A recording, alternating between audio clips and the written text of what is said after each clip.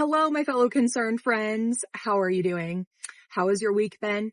I know that I'm a day late on this post and this won't be getting posted until later on Thursday because I really want to take my time editing it and everything, because this is going to be more like a conversational video rather than like a deep dive and dissection video, if you will, because I had already filmed this video. And if you follow me on TikTok, on Instagram, then you probably already know, well, of course you know what this video is about by the title and cover photo and everything. But I already had this video filmed. And the entire 25-minute video was me discussing incest and how it is so normalized that people are so desensitized to what incest is and what incest looks like. I shared my own, story and my own experiences with it. We talked about the differences between incest and inbreeding again. And that was the entire focus, just talking about how it's not ever okay to make light of incest ever in any situation, circumstance at all. However, thankfully, in the middle of me editing that video and discussing the shirt, the legalized incest shirt that Ethel Kane was wearing, she actually made an Instagram story and she has addressed all of the allegations against her, which I didn't know people did not like her that much. I only didn't like the legalized thing. That is the only controversial thing from her that I had ever seen. And that's what my video was about. I could not believe some of the accusations she has against her. And I wanted to go through her, what does she call it? Her statement. I wanted to go through her statement with you guys because I think that it's really important that we talk about it, because if you remember from my last video on Sabrina Carpenter, we see a lot of times with celebrities, when they're being criticized, they will deflect, they'll dismiss it, they'll ignore it, or they'll like play stupid, like Sabrina Carpenter being like, well, I don't even know what that is, and also, I don't care that it's upsetting everybody.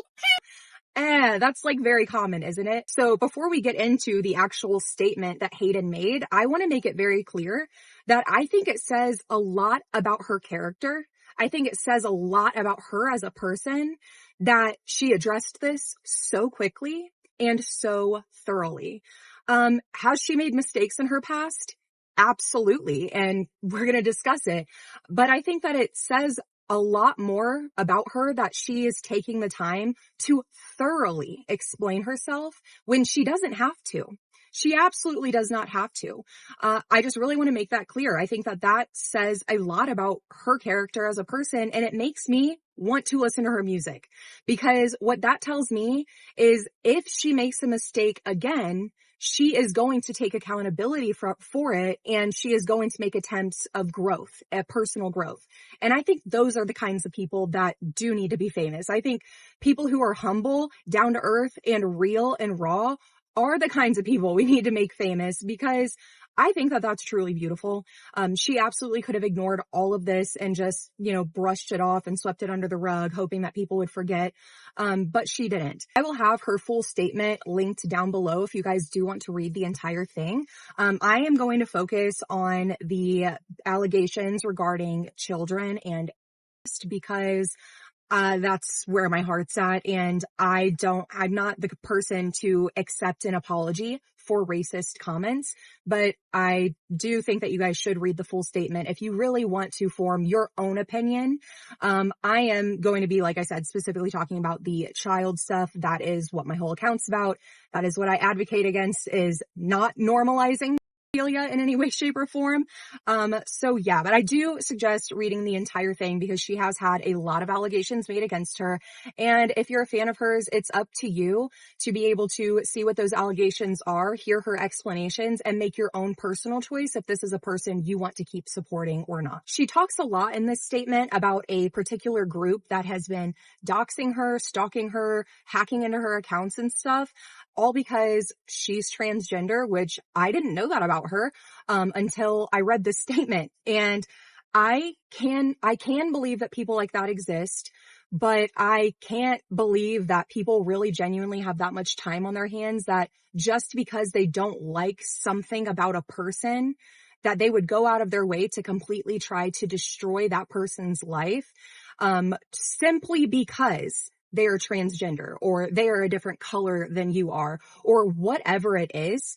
That really blows my mind because I made my video genuinely trying to bring awareness to the fact that incest should never be a joke, because it seriously has damaged so many people's lives, including mine. But we're going to talk about all that in a minute. That is an actual legitimate thing to criticize somebody about. It is not okay to criticize somebody just because you don't like who they are just as a person, whether it's because they are black and you don't like black people, or they're Asian and you don't like Asian people. You're racist. There's nothing wrong with them. There's something wrong with you. You're racist. Oh, you don't like them because they're gay. You don't want to hang out with them because they're gay. You're homophobic. You're homophobic. You don't like Hayden because she's transgender. You're transphobic. You don't actually care about the problematic things that she's done. You're just a phobic person, a transphobe. Like, hello. That is so, it just blows my mind, the hate in this world. It really does blow my mind. So I really hope that she is taking care of herself. It seems like this group of people are very aggressive. And if you are one of those people, please actually get help. That is never okay to be that obsessed with somebody that you go to the lengths like this to cause them this much emotional pain. And I really hope that she is taking care of herself. And I think that, like I said, I think it's incredible that she has come forward with this very detailed statement. When I was a Christian, there was a saying that my father-in-law used to say. I'm sure he still says it, but I'm not a Christian anymore, so he wouldn't say it to me. But something along the lines of, when you sin, what was it? So what he would say is, when you sin, your repentance should be louder than the sin. And I don't know if that makes sense to anybody else, but to me, I feel like this is a perfect example of that. Sure, she made mistakes, but I feel like she is being very facing it head on and thoroughly. And that's my opinion. So let's get into this. Number one, regarding the topic of and my artwork, it is a layered experience. I have always been interested in creating art centered around the taboo. Much like all the other topics explored in my work, it was just another part of human nature I wrote about.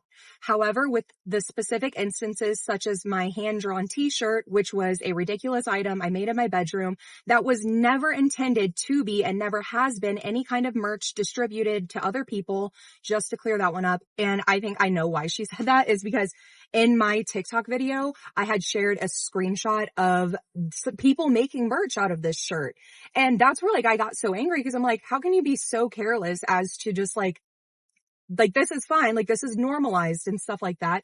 But after reading this full statement, I think, in my opinion, all of these t-shirts with that as merch, could it possibly just be people from that group that hate her and are trying to make her look extra bad? So yeah, but I did talk about that in my original video, how when we do make jokes like this, it can go too far. And then we do have situations where this is happening and now people are going to buy a legalized shirt whenever it was just supposed to be a joke. But that's not the point of this video. But I did want to talk about the shirt right then and there. At the time, I was still of a somewhat inflammatory mindset and fully made that t-shirt to be a crude joke to garner attention. Okay.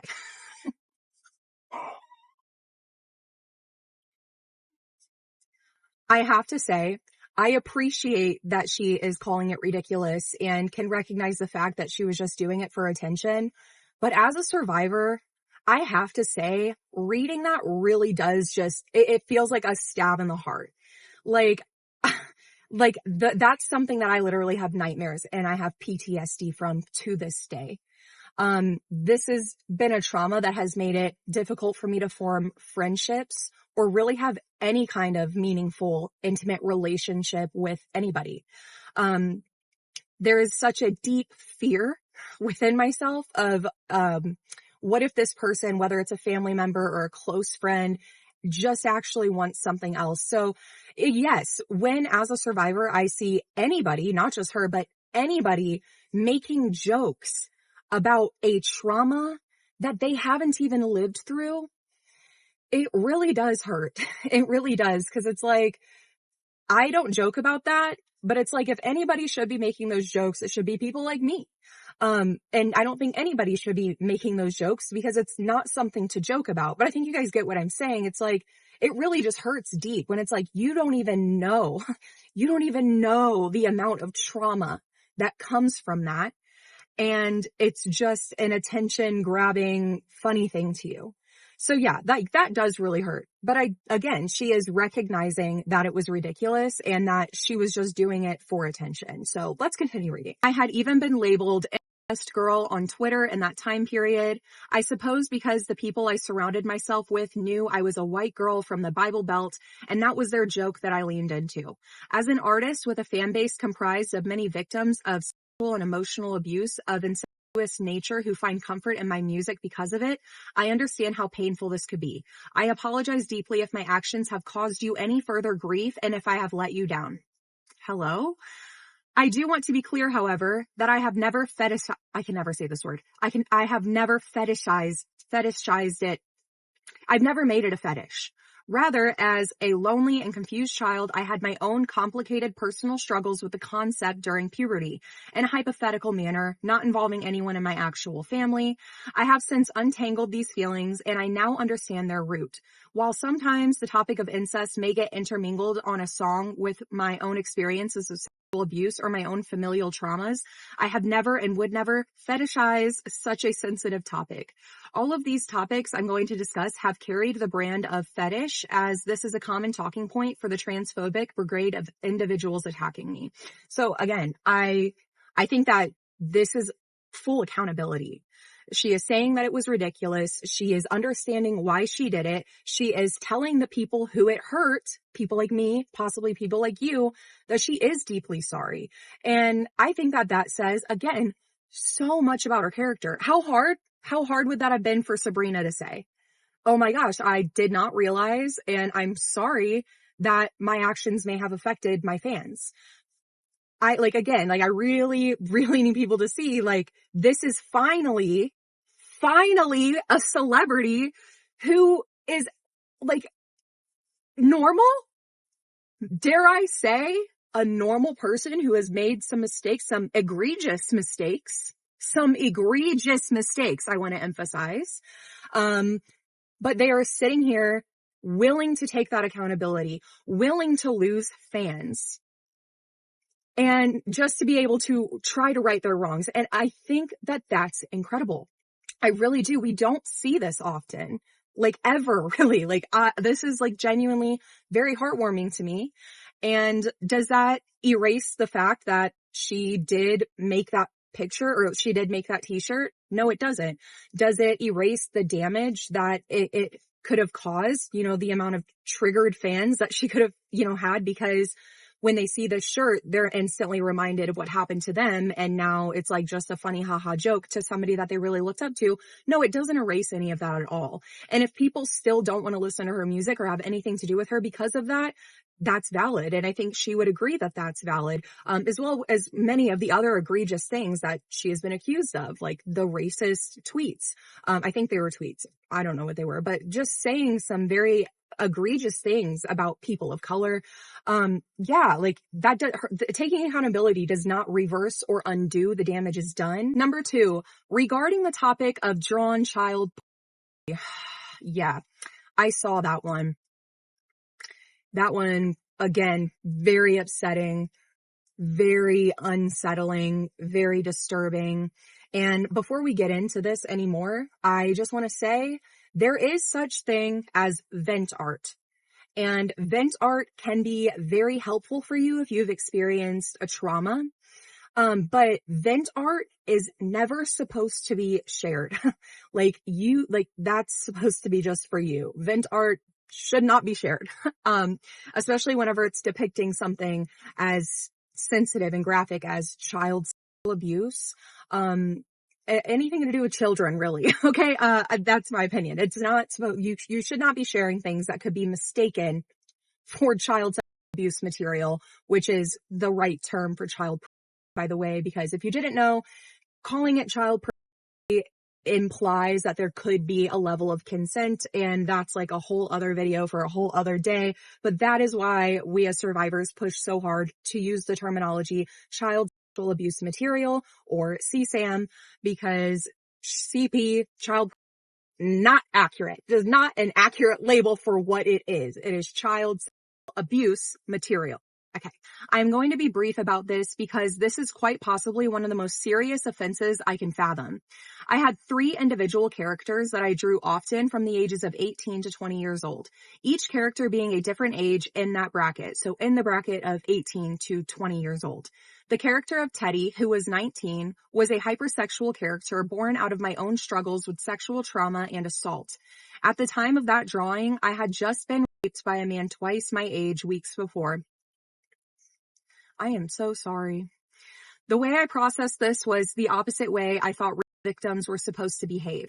I just want to stop there and say, there is no right way for a victim to behave. There is no such thing as a perfect victim. And honestly, this is a very common way that victims cope, is through vent art. Again, like, that's not uncommon. And I'll even be vulnerable here and say that when I was put in foster care and I was trying to understand what had happened between me and my stepdad, I did watch porn. I did. Because it helped me kind of in the same way that Hayden is explaining here, where it's like, and I'll get to that part because I'm not done reading it, but it kind of helped me to be able to, I guess in a way, normalize it to myself. And it was a way for me to control what happened to me, because if I could watch this and be aroused, then what happened to me wasn't really wrong then, right? But we know that that's not true. That's just your traumatized brain is just trying to make sense of something that it should never have had to make sense of. But this is common, and there is no perfect way to behave after a crime like that has been committed against you. And I think we need to keep that in mind, because trauma makes us do things that look very weird to normal people. So let's keep that in mind as we continue reading. As I leaned into sadomasochism and became fixated on the event and thought that somehow sexualizing it in a way I could control or desire would make it more bearable, as though I wanted it. And I think if a lot of survivors are being honest with themselves, we can probably really relate to what she is saying here. And I also want to be vulnerable and share that when I was put in foster care, I became hypersexual. Like, I was sleeping with anybody, like at the ripe age of 15 and then up. Like, I was sleeping with anybody. I was sleeping with the neighbor boy just because. I was sleeping with random men I met on Kik and Snapchat who would drive from St. Louis freaking an hour to where I was living just to me. I should use the proper terms.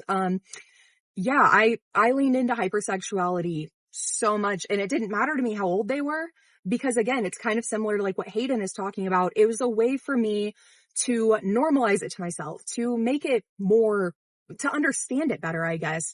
Trauma. I can't really explain why. I don't think anybody really can. It's just trauma, our brain's way of trying to make the situation right. But now, ironically, and this is true with like a lot of sexual assault survivors, as an adult, and as an adult who is in a healthy, happy marriage, relationship, whatever you want to call it, I'm hyposexual. Like, I'm going to be so real with you guys, and I already know I'm going to get all of the comments being like, I feel so bad for her husband.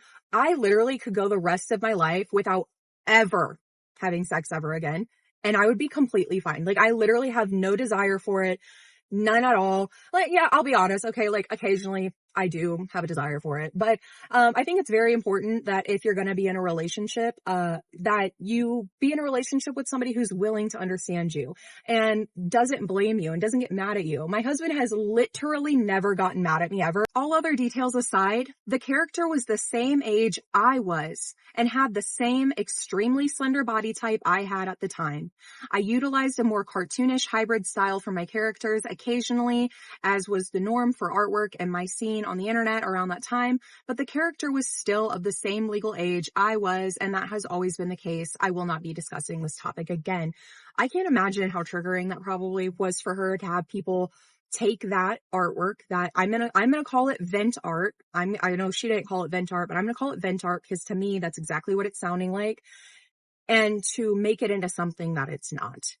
Now, do I think that, should she have posted it? I wouldn't have, but that's not me. I'm not going to say she should or shouldn't have. But this is a risk that can come with posting those kinds of very vulnerable things, is people who don't understand it or don't want to take the time to understand it can twist it into something that it's not. And now Hayden is skinny mini. She is a skinny queen. Yeah, of course, when she's drawing a cartoonish picture of herself, it might look like a child. She is so tiny. But again, I feel like this could have been avoided by just not sharing that kind of artwork online. But again, that's not up to me. She did it, and this is her explanation. I think that it's a good explanation. It makes sense to me. I don't think she's making this up. It makes complete sense to me. And I support vent art. I don't support sharing it. I do support vent art though. I think it can be very helpful. A very helpful tool, and also kind of be an outlet to start venturing out into more like creative outlets with drawing and stuff, not just drawing specifically vent art, but like maybe drawing like more deeper, like, relatable trauma themed art pieces for other survivors. I think that that's a great thing, honestly. Again, I'm going to have her full statement linked down below, and I do genuinely encourage you to read through it. There are a lot of accusations and allegations that she does talk about. And I also think that it is very important to note that it is kind of weird that all of this has come out randomly at once. That does scream a little bit, transphobic people are just trying to bring her down. Now, does that take away from the severity of the things that she is talking about and being accused of? Like, again, like the racist comments? No, it doesn't. Just because she's trans does not mean that she can't be held accountable for wrong things that she has done. But as she states in her statement, it is kind of weird that the same people hacking, doxing her, all of this other stuff, now all of a sudden this is like popping off. I think that we should be mindful of that. And all in all, I think the biggest takeaway that we could take from this is be careful who you're friends with. It's not okay to be friends with people who use you as the butt of the joke. I've been there. Okay. And it's not fun. Those aren't your friends. Be careful who you're friends with. It's okay to keep your circle very small, and maybe be mindful about what you're posting. Could this be misinterpreted? Like, could this be taken out of context? Could this post be possibly doing more harm to others than good, even if the good is just for myself? Could what I'm posting or saying cause harm to others? And I also think it's really important that to say that it's not funny to be edgy.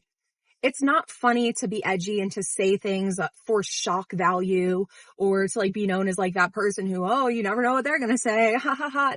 It's not funny. It really isn't. It doesn't make you look good. And 9 times out of 10, what you're saying to be shocking and funny is actually hurting other people, even if the other people that it could hurt are not in the room with you right now. All in all, I am absolutely blown away at the thorough accountability. I think that this is incredible. I wish more celebrities could approach criticism like this. And now I know that for her, this is a lot different, because this wasn't just criticism. This wasn't just some of us who saw this and was legitimately like, what the heck? This is a group of people gathering all of this evidence simply to try to harm her. I think that that's terrible. I think that that's awful. But I think that the way she is handling it is great, because I think she knows that there are some of us who are very confused. And I think that context was needed. I hope that she's taking care of herself. I know what it is like to have a group of people just try to take you down from any angle they can just because they hate you. If you guys followed me on TikTok, I think it was like the majority of like the last 2 years, I have been fighting with my abusers who have been posting my kids online. They'll post my phone number online. They even try to post my address. They called the police on me. Okay. Simply because I'm doing this. I had to get a protective order to get them to stop. And I barely even got that, because our law in America, they don't think anything over the phone is real. It's not real. It doesn't matter that in the United States, there's literally a federal cyber stalking law, and literally my family checked off every single box. No one wants to pursue anything here. Until somebody is no longer with us, the law doesn't care. And so I really hope she's taking care of herself. and doing what she needs to do to protect herself, her family, and especially her mental health. I hope that she's able to figure out who these people are, and those people can be held accountable for this blatant assault and attack on her. That I know firsthand how exhausting and hard that is, to have people just pick apart absolutely everything about you simply because they don't want your presence out there. And that's really hard. So that's the video. I hope you guys will read her full statement before making any sort of judgments about her. I'm going to check out some of her music, because do I like some of the things that she has done in her past? No, I don't. But I do, again, think it says a lot about a person who is able to say, yeah, I did that, and that was really fucked up. And not making excuses. Not saying, but this and but that, just saying, yeah, I did it. I fucked up. Here's the explanation on why.